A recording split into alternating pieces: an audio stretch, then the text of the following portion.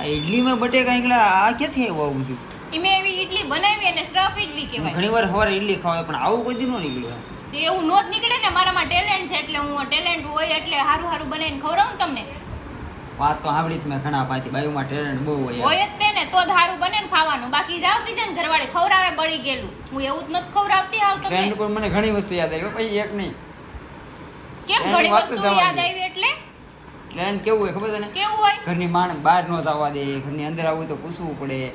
ખાતી ફેરી વાત આપણે ખાવાની થઈ હતી. ઈ ક્યાંથી વશમાં આવ્યું? ટેલેન્ટની વાત છે. ટેલેન્ટની વાત ન એ એને ટેલેન્ટ ન કહેવાય. અચ્છા ખાવાનું બનાવતા હા એને ટેલેન્ટ કહેવાય. ખાવા માંડો સાના મને. તો સાઈડ ઉપર તો ન તો મંજીરા વગાડવા તો મને હું ખબર હા ટેલેન્ટ કેવાય. હા એને ટેલેન્ટ કહેવાય. હારું કામ છે કરો મને ને, ના રાખે ને તો મંજીરા વાળાને કોણ રાખે? કોઈ નો રાખે.